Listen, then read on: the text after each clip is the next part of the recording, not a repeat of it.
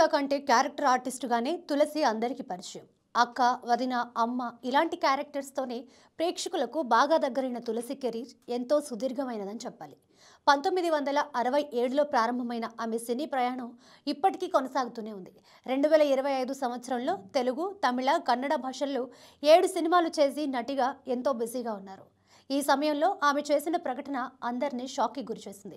1967లో ఏడాదిన్నర వయసులో 'భార్య' అనే చిత్రంలో తొలిసారి తెరపై కనిపించిన తులసి తెలుగు, తమిళ్, కన్నడ, మలయాళ భాషల్లో 300కి పైగా సినిమాల్లో నటించారు. అయితే వీటిలో ఎక్కువ శాతం తెలుగు, కన్నడ సినిమాలే ఉండడం విశేషం. చిల్లర కొట్టు చిట్టమ్మ, సీతామహాలక్ష్మి చిత్రాలు బాలనటిగా తులసికి ఎంతో పేరు తెచ్చాయి. ఆ తర్వాత చేసిన శంకరాభరణం చిత్రంతో బాలనటిగా అలరించి తెలుగు ప్రేక్షకుల మనసుల్లో సుస్థిర స్థానాన్ని సంపాదించుకున్నారు.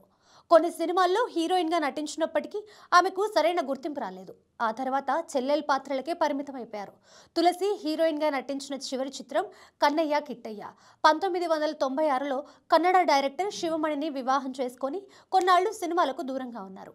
2003లో 'ఎక్స్క్యూజ్ మీ' అనే కన్నడ చిత్రం ద్వారా క్యారెక్టర్ ఆర్టిస్ట్గా సెకండ్ ఇన్నింగ్స్ని స్టార్ట్ చేశారు. అయితే క్యారెక్టర్ ఆర్టిస్ట్గా కన్నడలో 15 సినిమాలు చేసిన తర్వాత 'శశిరేఖ పరిణయం' చిత్రంతో తెలుగులో ఎంట్రీ ఇచ్చారు. అప్పటి నుంచి ఇప్పటి వరకు సినిమాలు చేస్తూనే ఉన్న తులసి తాజాగా తను నటిగా రిటైర్ అవ్వబోతున్నట్టు ప్రకటించారు.